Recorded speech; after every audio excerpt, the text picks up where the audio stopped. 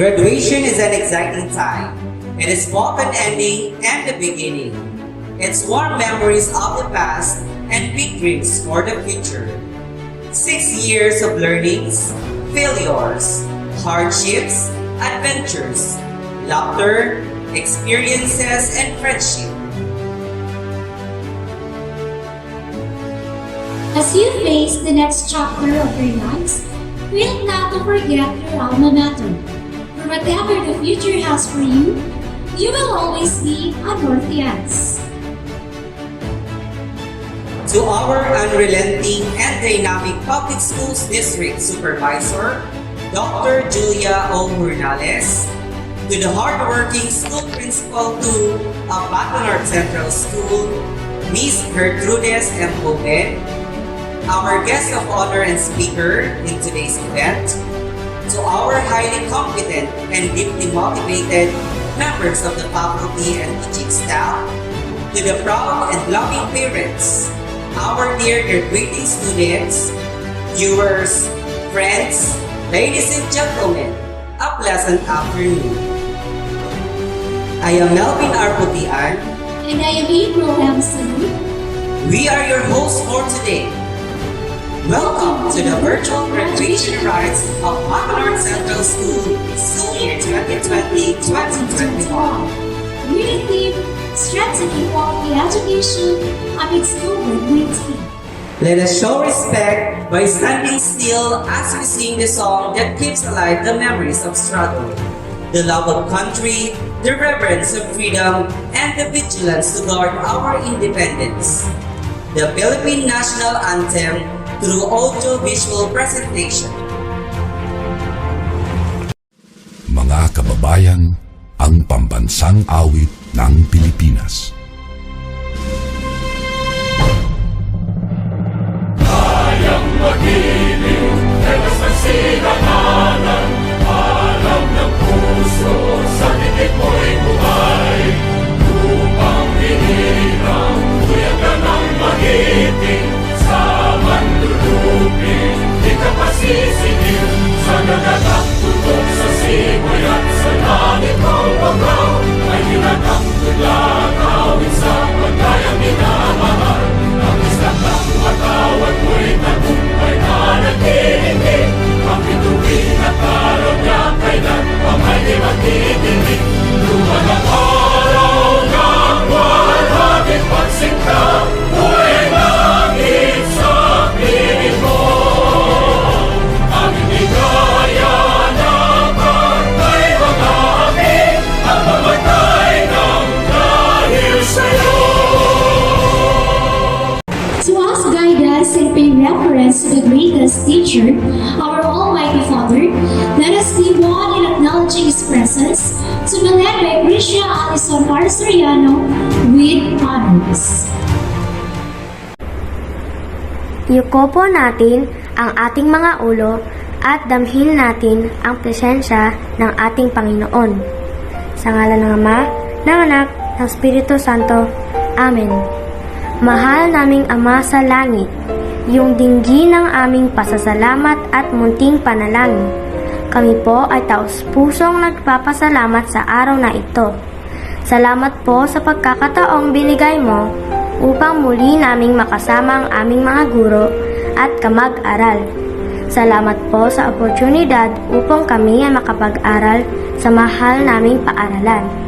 Salamat po sa pagkakataong may pagtuloy namin ng aming pag-aaral sa kabila ng mga pagbabagong dulot ng kinakaharap naming pandemya. Gabayan mo po ang aming mga guro na patuloy at walang sawang nagbibigay inspirasyon at gumagabay sa amin. Basbasan mo po ang aming mga magulang na walang sawang nagmamahal sa amin. Sa iyo ang kaluwalhatian at aming pagsamba, Panginoon naming Diyos, sa pangalan ng iyong anak na aming tagapagligtas. Amen. Sa ngalan ng Ama, ng Anak, ng Espiritu Santo. Amen. At this juncture, the singing of the original hymn through audio visual presentation.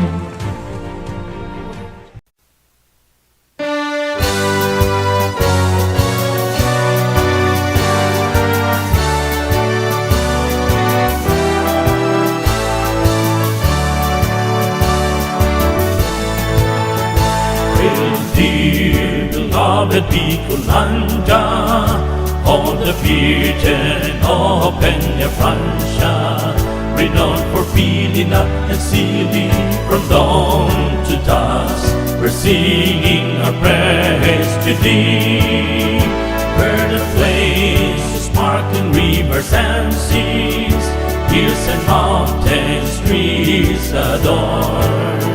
From the shores across the seas, on nature's gift to thee above. Bicolanja, Bicolanja, our native land, behold. Alpay, Camarines Norte, Camarines Sur, Catanduanes, Masbate, Sorsogon.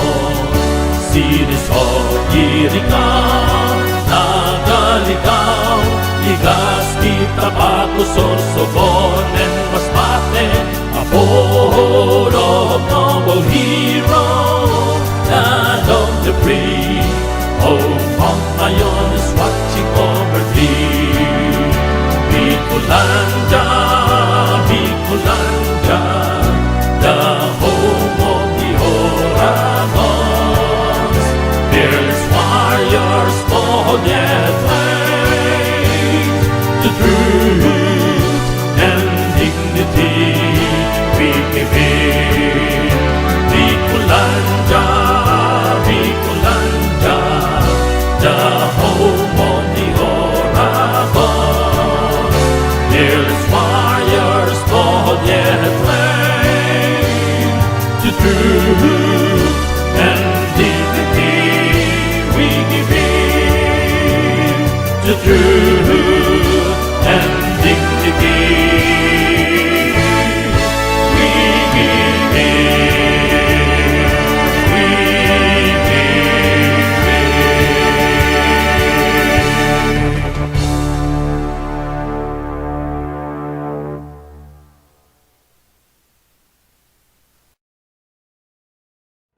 At this moment, let us listen to Honorable Paul Vincent O. Espinola to give the welcome remarks. This will be followed by a presentation of graduates to be done by our school principal to Miss Gertrudes M. Hoben. To our distinguished guest speaker, our school administrator headed by our district supervisor, Madam Julia Ornales, our school principal, Madam Gertrudes Hoben, dynamic teachers and staff, my fellow parents, a pleasant afternoon and welcome to the virtual graduation ceremony of our beloved pupils at Bato North Central School this school year 2020-2021. The most significant event in the student life is none other than the graduation. And since it is the end of this stage in your education, it brings you a mixture of joy and pain. Joy for searching your goals, pain for saying goodbye to the people who became a part of your lives and a student. Mga mahal kong mag-aaral na nagtatapos ngayon, you are about to reach and to go high school. You must enjoy the next 6 years of your student life in order to reach your goal and admiration to reach college. Your alma mater, Bato North Central School, teaches you the values that you need in order to face your future without fear. Hiniling ko sa lahat ng mag-aral na buksan ninyo ang inyong puso at isipan dahil ito ay patungkol sa kasalukuyang kinaharap ng bawat isa sa atin, lalo na sa inyong mga mahal kong magtatapos ngayong hapon. At sana ay intindihin ninyong mabuti ang bawat katagang babanggitin ko. Sabi ng isang mag-aaral na nagtapos, ang edukasyon ay isang pundasyon at susi ng magandang kinabukasan. Ngunit bakit ngayon pa? Sa gitna ng pandemyang ito na hindi lingid sa ating kalaman kung gaano kahirap ang mag-aral lalo na at sa gitna tayo ng pandemya. Ngunit kung may pangarap ka, gagawa at gagawa ka ng paraan upang matupad ito. Isang imaheng iginuhit ng malupit na papanganib at pandemya na sumalakay sa ating bansa. Ngunit may kabutiang dulot ng ating paglagok sa karunungan na tamo natin, wala man tayo sa apat na sulok ng ating silid-aralan. Kaya sa mga mahal kong mga magulang at sa mga magsisipagtapos ngayong hapon, ang pagkawala ng face-to-face learning ay isang dagok para sa ating mga mag-aaral, mga magulang, lalong-lalo na sa ating mga mabubuti at matitayagang mga guro, na katuwang natin sa paghubog ng magandang kinabukasan ng ating mga anak. I would like to thank those teachers who work hard in organizing this well-prepared event. Your graduation is even more memorable because you have spent time and effort to ensure that you will have a meaningful virtual ceremony. And so, my dear fellow parents, honored guests, ladies and gentlemen, it's my pleasure to welcome you to witness this year's virtual graduation ceremony. I hope and I pray that very soon we shall march on the stage one by one to receive the awards and diplomas of our beloved pupils. I wish you all good luck for the coming years and lives. May the years to come be kind to all of us, and may God and wisdom bless us with a successful and eliminate this pandemic through His miraculous hands. Once again, welcome and good afternoon, and please be safe, everyone.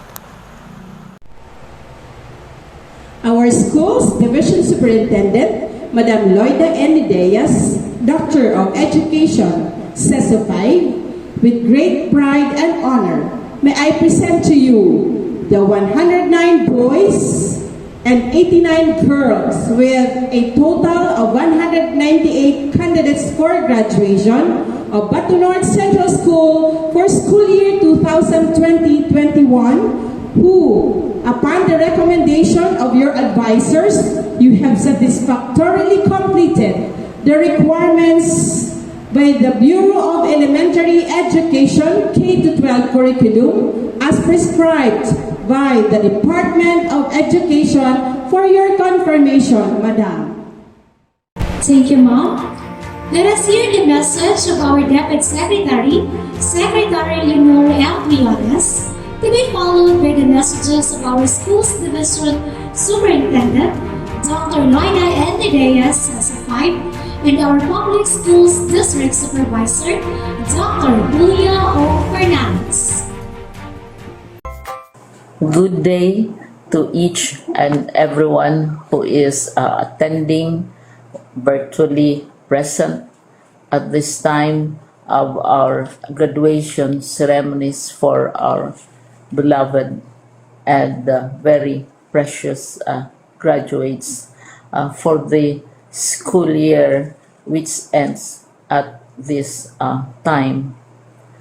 First of all, I'd like to greet the parents and family members without whose sacrifices, whose reminders, and whose participation in the learning process for our graduates have resulted in this culmination program. This year, your role has changed drastically, where we've always believed that the matter of educating our children rests nearly exclusively on our teachers and our staff. This time, you parents, you family members, you who are in the households of our learners have expanded your role and contributed to this wonderful day, wherein finally, our learners are graduating in this culmination exercise. So congratulations, because this year has not been very easy, has not been a picnic for our teachers, for our family members, as well, especially the parents, mothers, fathers, sisters, brothers, and all who have contributed to the achievement of our learners at this time. So, maraming salamat at congratulations, parents and family members. Mas malaki ang role ninyo at this time compared to earlier graduation exercises. Secondly, I would also like to greet our teachers, without whose very careful review and careful supervision of the work of our pupils and our learners, this event would not be taking place at all. And so thank you, teachers. Your role has also expanded, in addition to seeing to it that the modules are faithfully followed, the assignments are correctly implemented, and the learners are truly learning. And you have had to deal with new ways of assessing the performance also of the learners. So congratulations, teachers, for enduring, for your patience, for your love for our learners, and your willingness to engage in a way and methods of teaching which are different from those which are used to.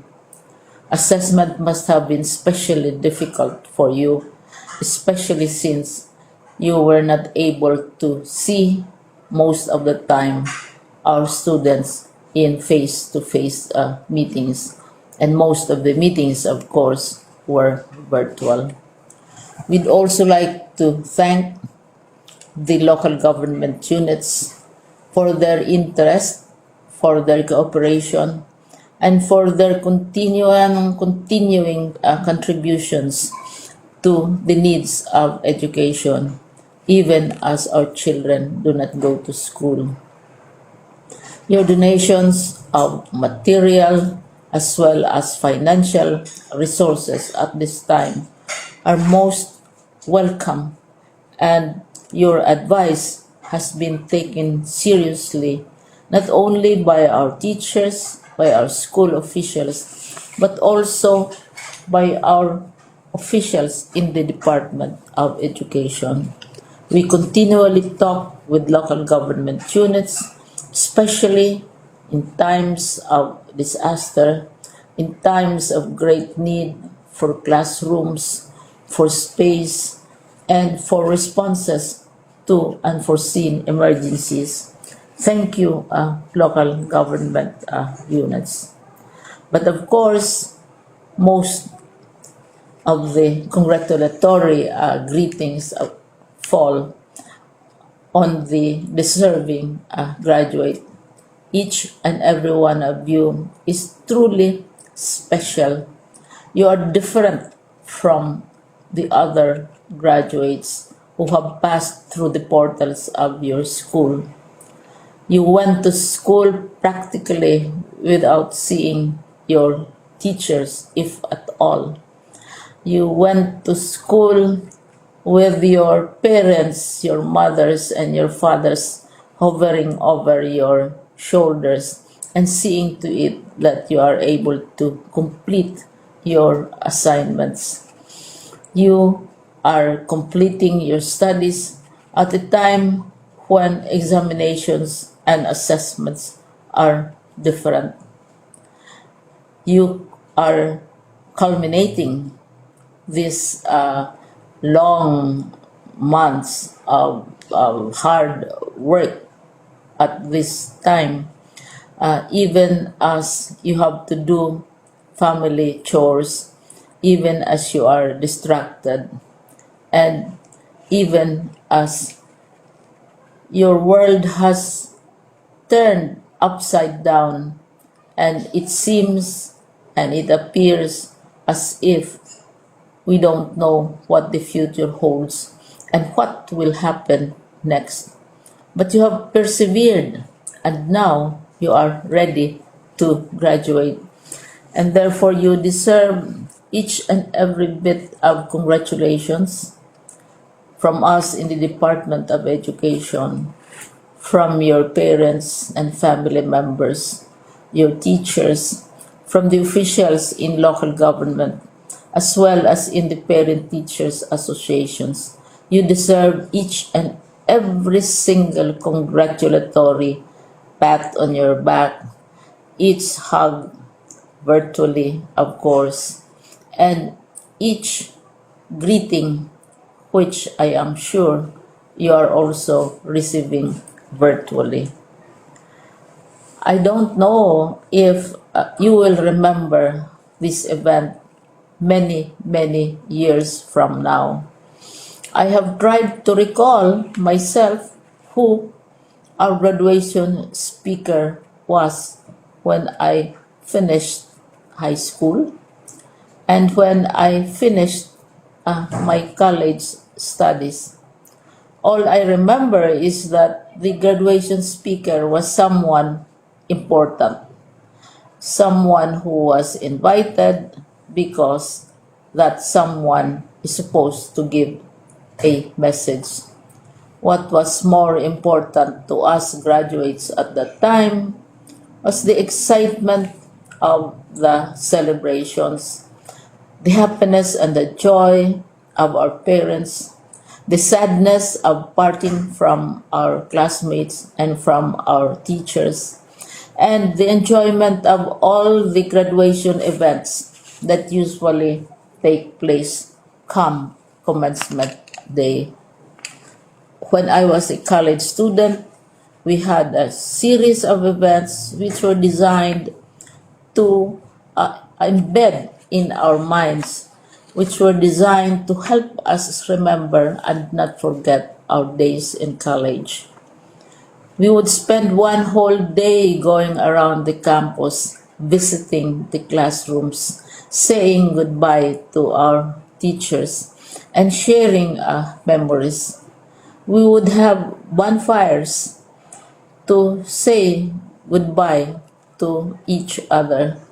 We had baccalaureate services where we committed ourselves to God and we prayed for guidance when we go out into the world. So many celebrations, and the speaker, of course, is the least important and easily forgotten component of the graduation exercise. Nonetheless, I will exert all efforts to share with you what I see are things or issues which a graduate should remember and recall. I have said that you are very special. You are very different. You are pioneering. There has been no other class like your class. There has been no other graduate like you as a graduating student, because you are the very first graduate of the blended learning response to education in the Philippines. And so you ask yourself, what awaits you in the world outside? You can either work, because the kind of curriculum you survived and underwent as a student will enable you to go to work if you wish to go to work.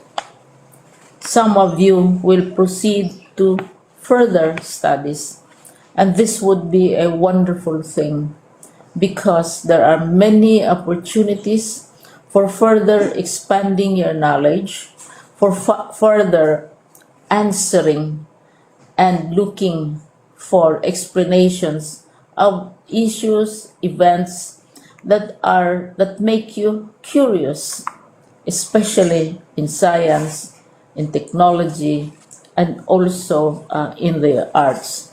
So you can work, you can go to further studies, and perhaps some of you will settle down, hopefully not too soon, so you can pursue what you really want to do. So today, this is why we call this exercise a commencement exercise. It's not the end of our studies. It's not the end of all our efforts with blended learning, with modules, with floods, with earthquakes, and of course with COVID. It's a commencement of doors opening to you. More doors will be opened because you are a graduate. You can work, you can proceed for further studies, you can help your parents, and you can perhaps look for opportunities to do what you have always wanted to do, whether at work, whether at advanced studies, whether at learning more in science and technology, in mathematics, and in the arts. All of these opportunities are available to you. More doors are being opened.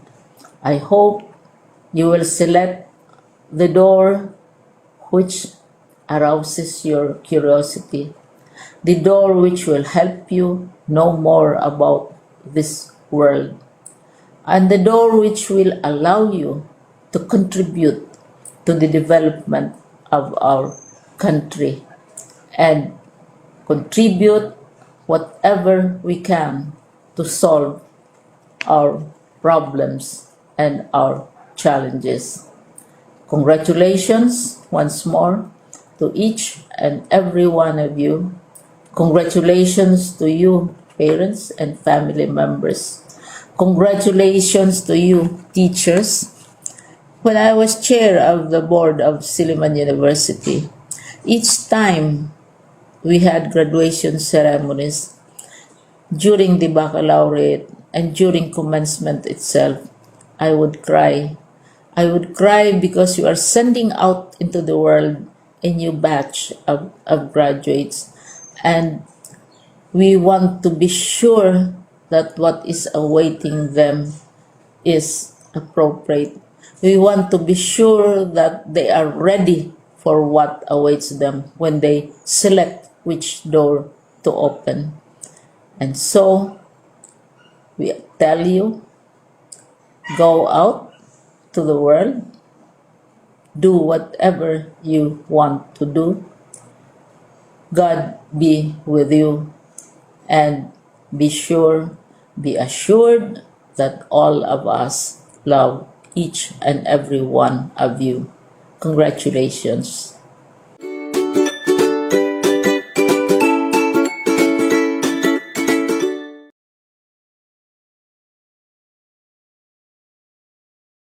By virtue of the authority vested in me as Schools Division Superintendent of DepEd Camarines Sur, and upon the certification of your school head that you have satisfactorily completed the requirements for the basic education curriculum of the Department of Education, I now confirm your graduation this July 2021.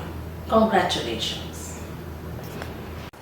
On behalf of the other officials of SDO CamSur, I take joy and pride in congratulating you all, graduates of school year 2020-2021, as well as your school head, teachers, advisors, parents, and guardians for this very special milestone in your lives.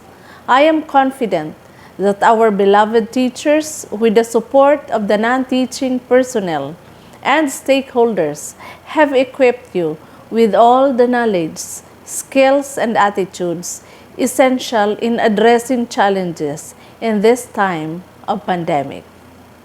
This year's theme, kalidad ng edukasyon lalong patatagin sa gitna ng pandemya, strengthening the quality of education amid the COVID-19 pandemic, focuses on adapting different approaches and strategies for delivering quality education to all Filipino learners.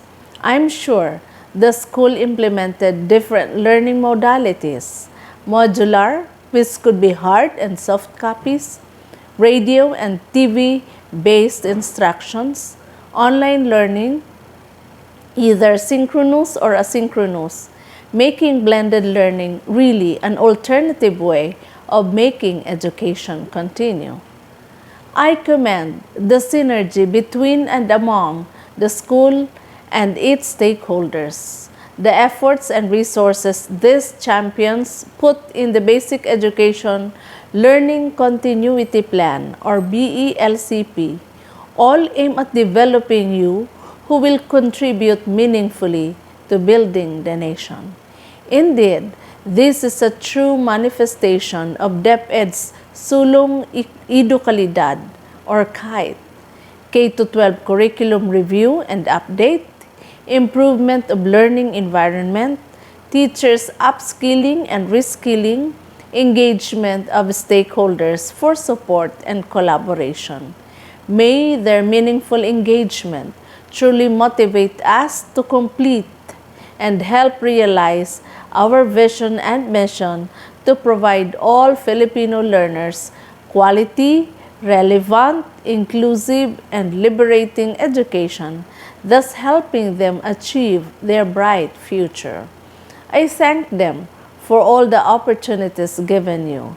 Their support, sacrifice, and aspirations paid off today, your graduation ceremonies. Congratulations, graduates! Even if we are experiencing the new and next normal brought about by the COVID-19 pandemic, I'd like you to succeed and be part of the mission to improve the Philippines in whatever role you will assume and wherever you will be destined to be. Again, congratulations and God bless us all. Good day, everyone. My warmest congratulations to the 2021 graduates of Bato District Elementary and Alternative Learning System. You have hurdled the academic challenges amidst the disadvantages brought about by COVID-19 pandemic. Through modular distance learning, you were able to learn the knowledge, skills, and attitudes that the learner should possess with the help of your parents, guardians, and learning facilitators who are in constant consultation to the teachers under the leadership of the school head. Everything was possible because of the concerted, selfless efforts of internal and external stakeholders who lent their time, treasure, and talent just to help in normalizing things in these dark times. To the graduates of 2021, I'm proud of you. Keep that fire burning in you and don't be disappointed with the negative things happening around. Convert this into inspiration and motivation to continue education and improve ourselves because you will be the future citizen of the country. To your parents, guardians, caretakers, thank you for being a strong support to the learners. You became an instant facilitators who played a big role in their education this school year. Continue to show your love, support, care, and concern in their journey to reach their dreams. To all the teachers and school heads, hats off to you. Your sacrifices, hard work, commitment, and dedication to work were evident, and this office extends its appreciation to you for what you have done. God will repay you more for what you have given. Isi kong dawa uno mangyari, isan a maestra, na migpayaba, migmalasakit, saka migtuturo ka mga igin. As we continue with our journey, let us be united in reducing as much as possible the negative impacts this pandemic will have on learning. As education system cope with this crisis, let us be thinking of how we can recover stronger with a renewed sense of urgency, of the need to close the gap in opportunities and assuring that all children will have the same chances for quality of education now in these coming years. As this year's theme says, kalidad ng edukasyon, lalong patatagin sa gitna ng pandemya. Once again, congratulations, thank you, and keep safe everyone. Graduation ceremony wouldn't be complete without the presence of the guest speaker, who is one of the highlights of the event. Someone is worth emulating. To get to know more about our guest speaker, ladies and gentlemen, let us give a big hand to our very own Miss Marianne B. Placides, Master Teacher 1. To introduce this year's virtual graduation speaker. Good afternoon. Our Bato North Central School class of 2021 should count themselves lucky because they were trained and developed to aim for excellence. For the past 41 years, graduates from Bato North Central School have shown that they now lead a good and successful life. This proves that Bato North Central School trains pupils well and teaches pupils to be wise, intelligent, and God-fearing. Our speaker for today is a person who typifies a great achiever. She is a person who walked the same path which led our graduating class to this moment. The stories, the challenges, and the little-known secrets. She can be considered as a good role model. Her academic excellence can serve as a good example for Bato North Central School pupils younger than she.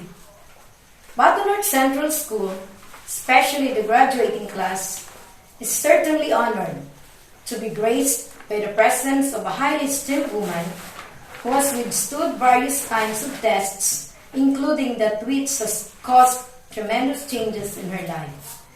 Let us know her further. Our guest speaker finished her elementary at Bato North and South Central Schools in 1978. In 1982, she graduated at the Holy Trinity Junior College, Bato, Camarines Sur, for her secondary school certificate. She finished her Bachelor of Science in Commerce, major in accounting, at the University of Santo Tomas, Manila, Philippines, last March 1986. Our guest speaker is a licensed public accountant after having passed the licensure examination for public accountant given by the PRC last October 1986. Because of her profession, most of the trainings and seminars she attended and accomplishments she received were related to accounting. Her experience in various companies and establishments for the past 23 years are commendable. To wit, company accountant, Gateway Travel and Consultancy Services, Binondo, Manila, Philippines, from January 1987 to September 1988. Accountant, Payroll Dental Equipment, Quezon City, Philippines, from October 1988 to January 1991. Accountant, Administrator, Excellent Taste International Restaurant, Bandar Siri Bagawan, Ligara, Brunei, Darussalam, from February 1991 to February 1994. Public Practitioner at CPA, Manila, Philippines, from April 1994 to June 1999. Municipal Accountant, Local Government Unit, Bato, Camarines Sur, from July 1999 to October 2006. Office Accountant, The Woodward Group Limited, Wellington City, Wellington, New Zealand, from January 2007 to January 2008. Accounts Payable Officer, Accident Compensation Corporation, Wellington City, Wellington, New Zealand, from October 2007 to January 2008. School Finance Officer, Mana College, Ministry of Education, Porirua, Wellington, New Zealand, from January 2008 to January 2015. She also spent a year in United States of America. Complaints Administration Officer, Credit Controller, Secure Parking Party Limited, North Sydney, New South Wales, Australia, from June 2017 to May 2018. She has been the Administration Officer of Glenaway Operations Party Limited in Glendinning, New South Wales, Australia, since May 2018 up to present. Truly, in her relentless pursuit for excellence, this remarkable woman made her parents, her fellow Bicolanos, and her alma mater proud. Friends, ladies and gentlemen, join me in giving a very warm welcome to our fellow BNCS alumni, Maria Vilma de Villa Ortega. Thank you, Ma'am Anne, for that very kind introduction. Ma'am Mary Ann Babagay Placides is my great friend. We knew each other since kindergarten and we're like sisters. So thank you so much for that, my friend.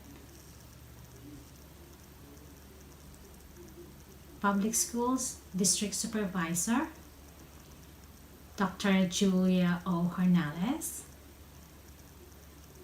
Honorable Mayor, Engineer Frank B. Bernaldez, School Principal Gertrudis M. Hoven, PTA President Paul Vincent O. Espinola,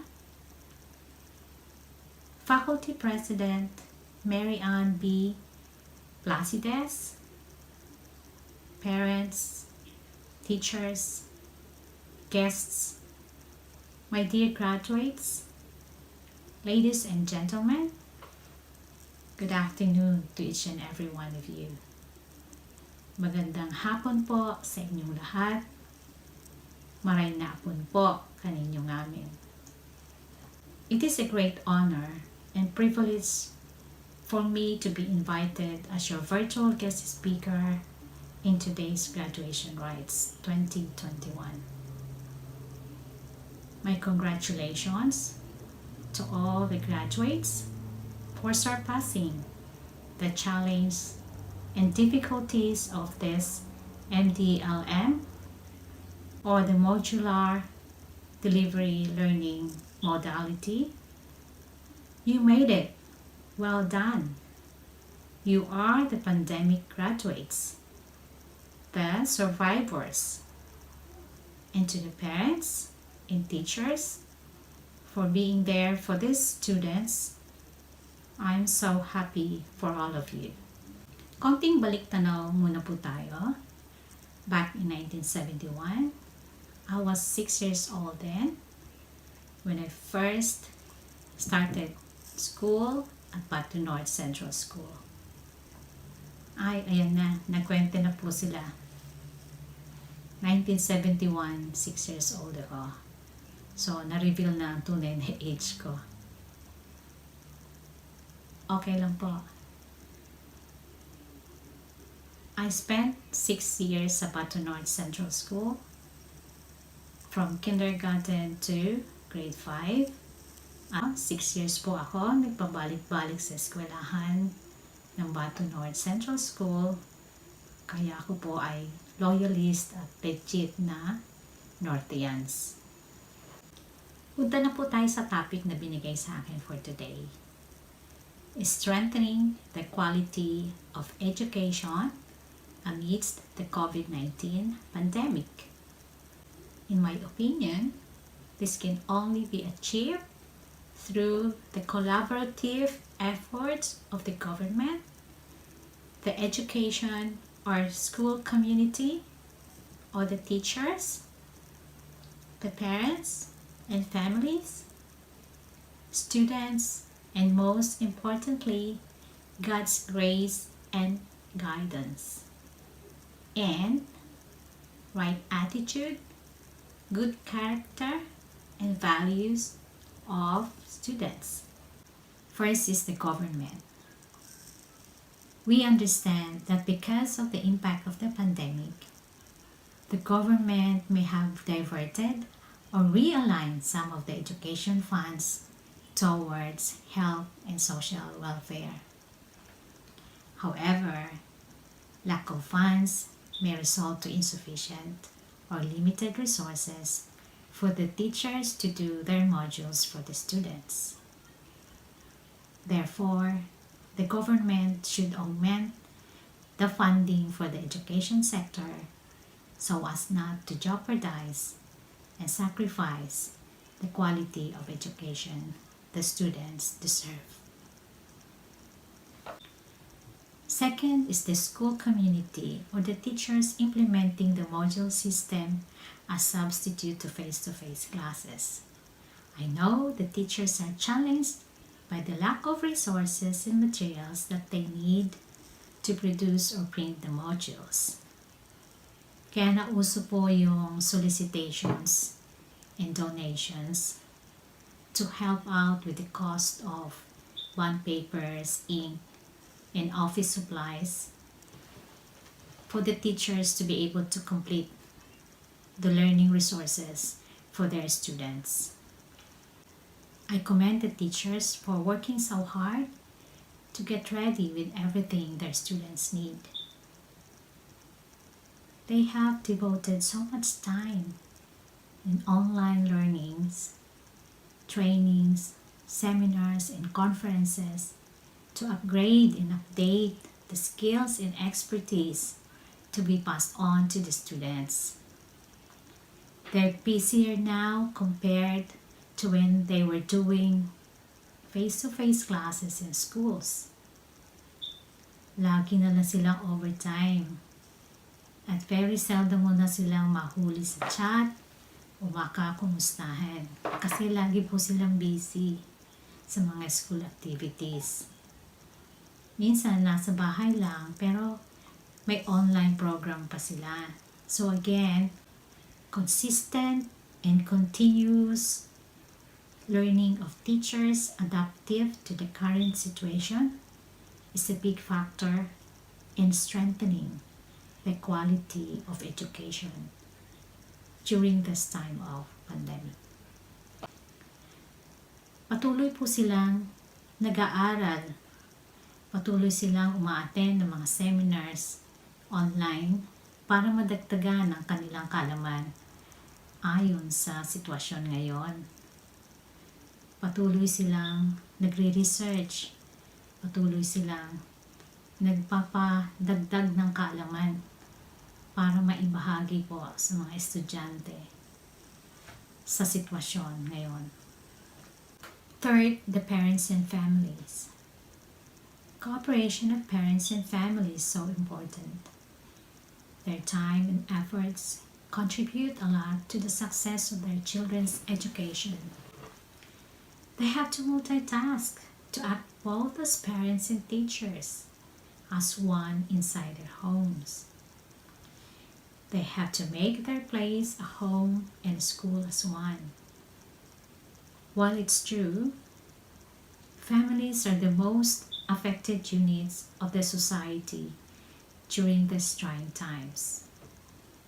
Some lost their jobs, some lost their businesses, some lost their source of livelihood, and at the worst, some lost a member or members of their families to the disease. It is sad to see all these things happen, but this is a pandemic and no one knows this is going to happen, or no one has ever prepared for this. So to strengthen the quality of education, parents should motivate and inspire their children to strive more in their studies, boost their morale, give them praise and recognition whenever they do excel in anything. Ask the children how are they doing.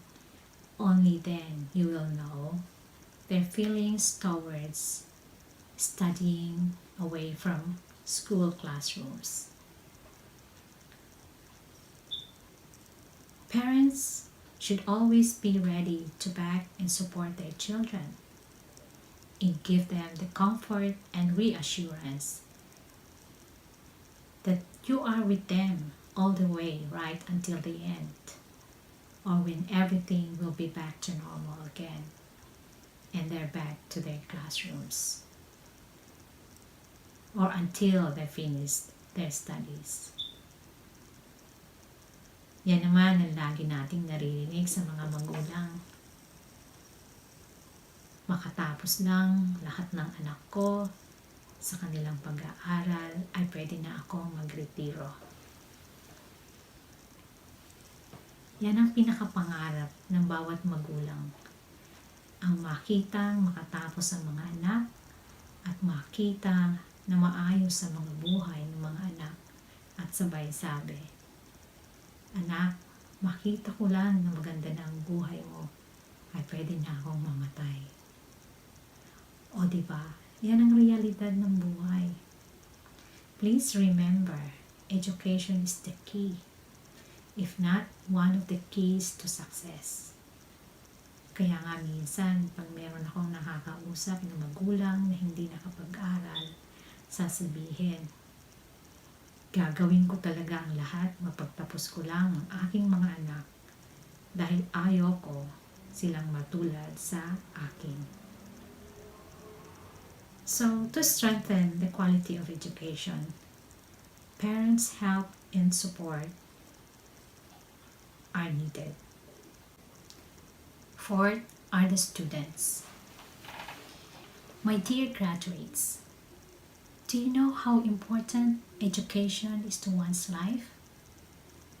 Alam mo rin ba kung gaano pinapangarap ng inyong mga magulang na makapagtapos kayo ng pag-aaral? Education will get you to the job, to the work or profession you dreamed of. Education will bring you to places. Education will give you money to buy the things you need. Education is a pamana na hindi mananakaw ni numan. Madalas nating marinig, "Anak, pagbutihin mo ang pag-aaral mo kasi yan lang ang maipapamana ko sa'yo. Wala kaming yaman o lupa o ari-arian na maiiwan sa'yo maliban sa edukasyon." Ang edukasyon ay dala-dala natin kahit saan tayo magpunta. At ito ang makakapagbigay sa atin ng kaginhawaan sa buhay. So my dear graduates, sa pagtatapos nyo sa grade 6 ngayong araw na to, please continue to enroll sa next level or sa high school next school year. You surpassed this stage. You are one of the survivors. You are one step closer to your dreams. Continue your studies. Don't stop. You are the hope of the nation. You are the hope of your family. Today is the result of your hard work, patience, determination, and perseverance. I salute you, dear graduates, for making this far.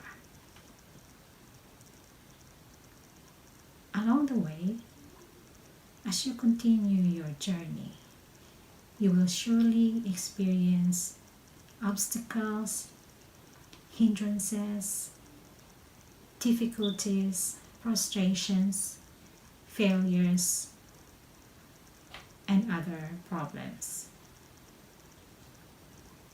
But just get up each time you fail. Get up fast and keep going.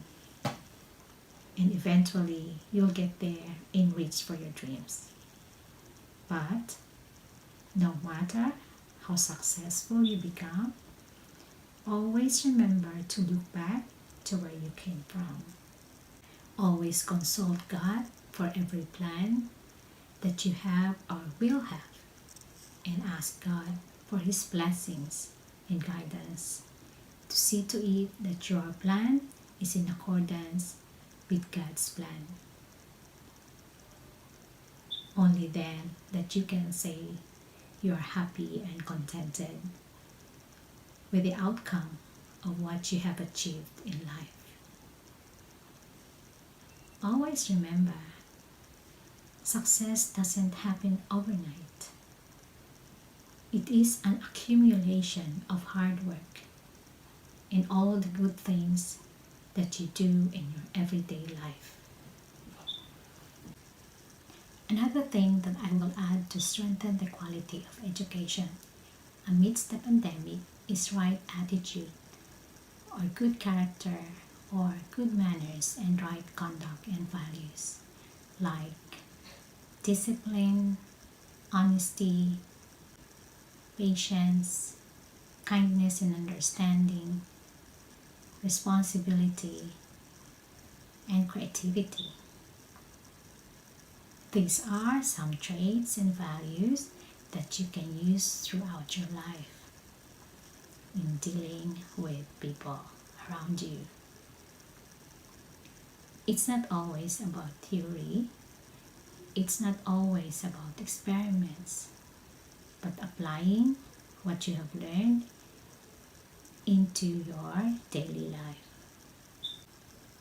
So graduates, let's make each day an opportunity to always learn and explore new things. Kikwento lang po ako tungkol sa aking pagpupursige sa pag-aaral. Mula po nung mag-umpisa akong mag-aral sa kindergarten, elementary, high school, college, ay hindi po ako naging problema ng aking mga magulang pagdating po sa pag-aaral, kasi talagang nagpursige ako na makatapos ng aking kurso. Nagbunga naman po yung aking pagsisikap sa pag-aaral kasi nakakasama naman po ako sa honor students pag-closing mula elementary hanggang high school. Nung makatapos po ako ng high school sa Holy Trinity Junior College, ako ay pumunta ng Manila. Doon po ako nag-aral sa Universidad ng Santo Tomas sa Sampaloc. Nung una, akala ko baka hindi ko kayanin kasi from the province kasi ako. Tapos Manila yon at UST pa. Pero ang sabi ko na lang sa sarili ko, mag-aaral lang ako ng mabuti, siguro naman makakaya ko.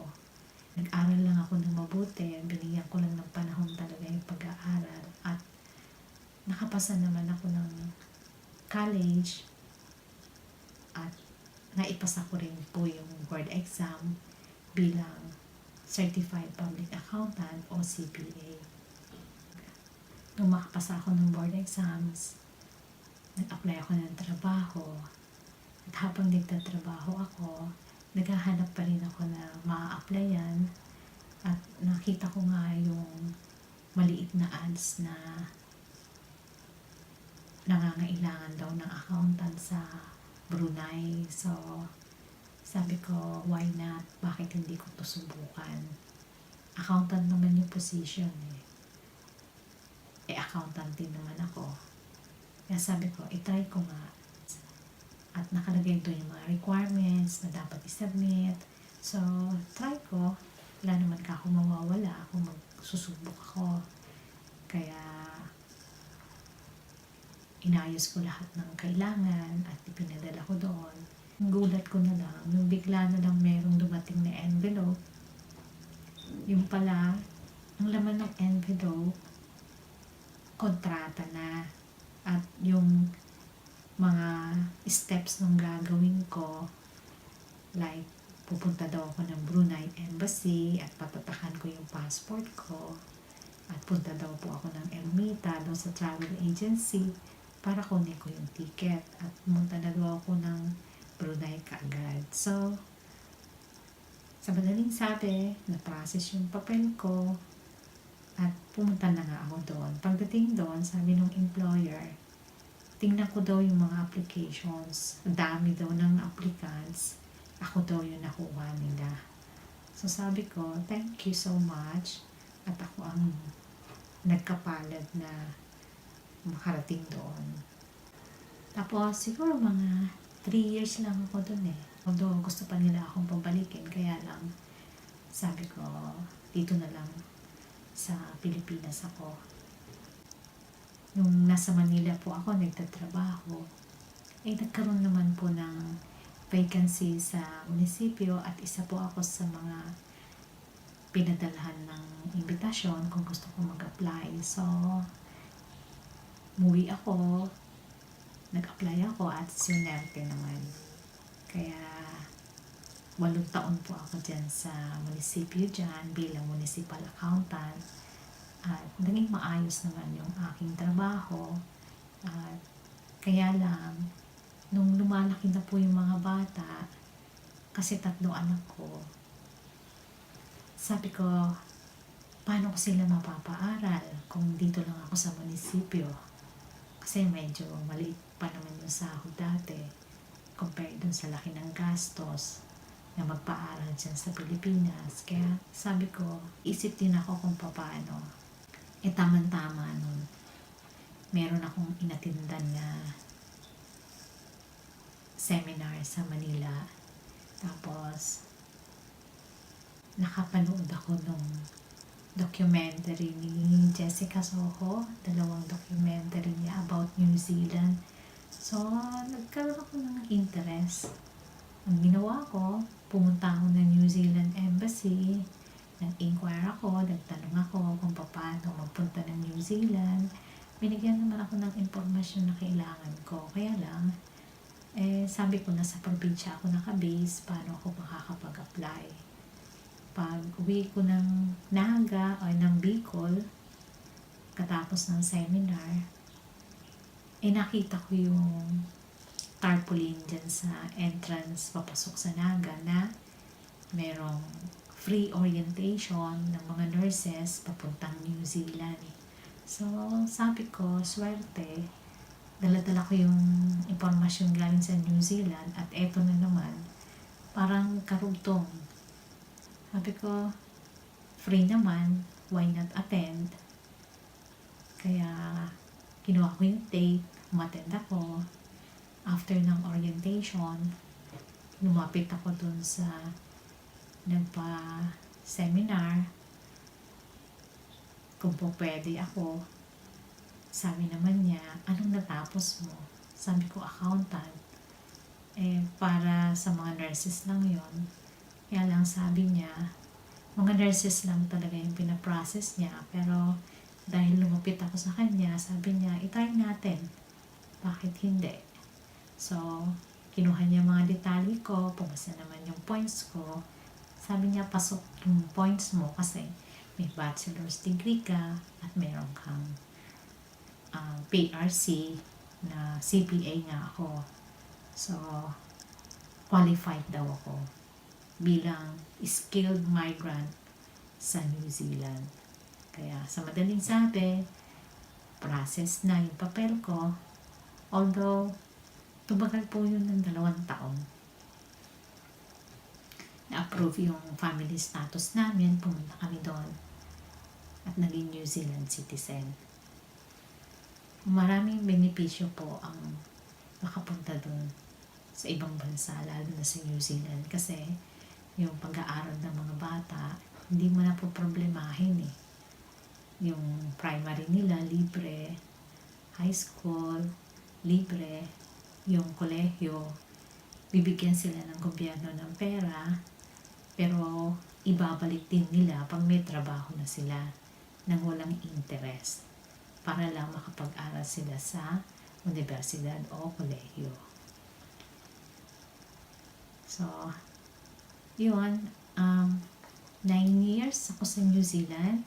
Tapos, gusto ko na namang mag-explore ng ibang bansa. naisip ko yung Amerika. Sabi ko, why not try Amerika? Nandun kasi yung dalawang kapatid ko. So, bago pa ako pumunta ng Amerika, ay meron na akong kausap na employer. Gusto nilang kuhanin ako bilang empleyado. At sabi ko nga, naka-schedule talaga akong pumunta ng Amerika dahil magbabakasyon ako. So, punta ako ng States. Nagpunta ako dun sa employer na yon at in-interview ako. Sabi niya, ipaprocess nila yung papel ko at pipitation nila ako. At nag-stay ako dun for a year. Kaya lang naisip ko na masyadong malayo yung Amerika sa Pilipinas at sa New Zealand kung saan nandun yung dalawang anak ko. Parang alanganin ako magstay doon. So, pumunta ako ng Pilipinas muna, nagbakasyon ulit, at naisip ko, bakit hindi sa Australia ako pumunta? Total New Zealand citizen ako, may rights kami na magtrabaho at mamalagi sa Australia anytime na gusto namin. At hanggat gusto mo, pwede kang magstay dito. So, ito na, nandito na ako sa Sydney. Maayos naman trabaho ko, mababait yung boss at mga katrabaho ko, nag-i-enjoy ako kahit hindi ako accountant dito. Hindi position ko dito accountant, admin. Sa admin ako. Maayos naman. Talagang gusto nila ako sa trabaho. Kahit naman sana ako magpunta ng trabaho, nagugustuhan talaga ako. Kasi parang sinusulit ko talaga yung pinapasahod sa akin. Ayoko may masasabi sa akin na pinagtatrabahoan ko. Talagang sulit na sulit ang pasahod nila sa akin. So, ayan. Dun sa kwento ko, sana may natutunan kayo. Basta, sige lang. Pursige lang sa pag-aaral hanggang makatapos kayo. Kasi, yan ang puhunan nyo talaga. Ako, marami na ako napuntahan mga bansa. Dahil lang sa edukasyon na meron ako. Kapunta na ako ng Brunei, New Zealand, Australia, America, London, Paris, Dubai, Abu Dhabi, Bangkok, Thailand, sa Singapore, sa Malaysia. Kung hindi lang dito sa pandemic, siguro meron na rin akong mga napasyalan pa. Kaya, sige lang. Maganda yung mag-explore, maganda yung mag-adventure. Hindi lang sa Pilipinas. Lumabas ka rin, maganda yung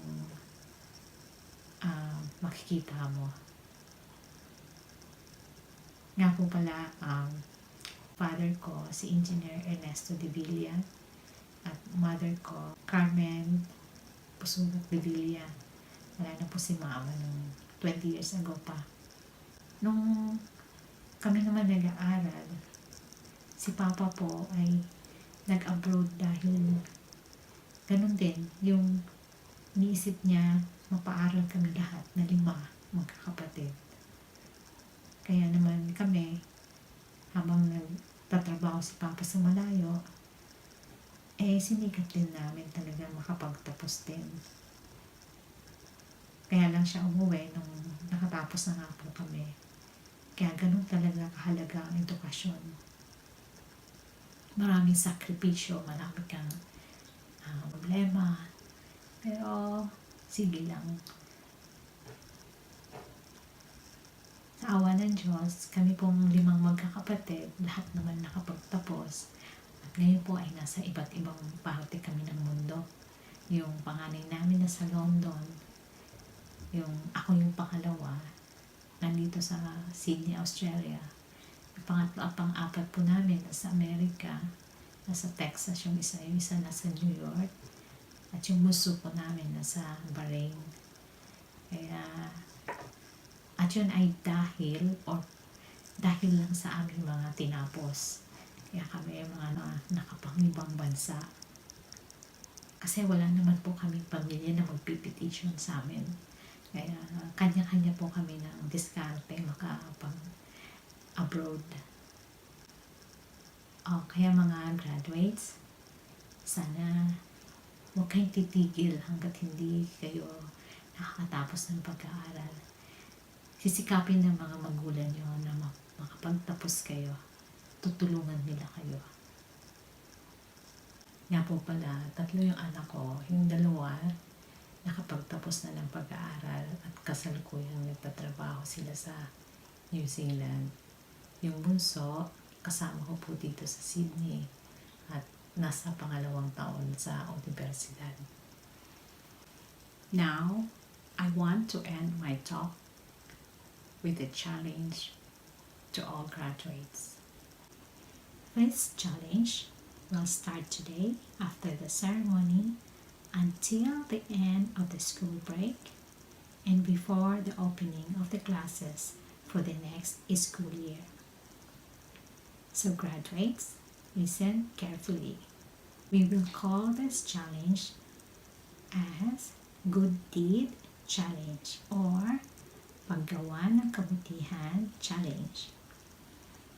Parang motivation po ito sa inyo na sa panahon ng bakasyon kayo sa eskwela ay hindi kayo maging pabigat sa magulang nyo at sa halip nakatulong pa kayo sa kanila at matuto. Bibigay ako ng points depende doon sa isinadmit nyo kabutihan na gawa nyo. Iipunin nyo yung points. At the end of the period, i-redeem nyo po yon. Ang kapalit nun ay school supplies na magagamit nyo sa next school year. Kung gusto nyo sumali, magparehistro lang po para malaman namin na interesado kayo. Ano-ano naman yung mga examples ng good deeds? Halimbawa, naggawa ka ng garden sa bakuran mo, nagtanim ka ng mga gulay, nagtanim ka ng punong kahoy, naggawa ka ng compost para doon sa mga biodegradable waste. O kaya naman nag-recycle ka ng mga containers at ginamit mo sa mga halaman. O kaya naman nagluto ka o natuto ka ng isang recipe at tumulong ka sa nanay mo sa mga gawaing bahay. Kaya tinulungan mo yung matatanda, pinakain mo, o inalagaan mo yung kapatid mo. O kaya naman, nagawa ka ng painting, ng drawing, o nagawa ka ng kwento, o nobela. O kaya naman, natuto kang tumugtog ng instrument, ng musical instrument. Nag-compose ka ng kanta. Ang isa pa, ang gusto kong ipagawa sa inyo ay vision board. Ano naman tong vision board? Ito yung mga gagawin mo o mga plano mo sa buhay. Halimbawa, yung 5 years from now, anong gusto mong maging? 10 years from now, o 15 years from now, o 1 year from now, anong gusto mong ma-achieve? So, eto ngayon yung magiging guide mo sa pag-abot sa pangarap mo. So, make a vision of your dreams. Ilagay mo doon sa board mo. Meron ka doon nakadrawing na kotse, kaya malaking bahay, kaya eroplano, kasi balak mo mag-travel. So, lahat ng gusto mong gawin, lahat ng pangarap mo, ilagay mo doon sa vision board ang gusto mong maabot sa buhay mo. At yan ang lagi mo makikita araw-araw pagkising mo, may inspire ka sa pag-aaral mo. So, meron ding puntos yun pag nagsumiti ka sa akin ng picture ng vision board mo. Yan, may mga tips na ako ng mga pwedeng isali sa Good Deed Challenge. So graduates, I hope you will accept my challenge. Again, my congratulations to all of you for a job well done. Keep it up. To those watching online, thank you very much. Keep safe, take care, and God bless.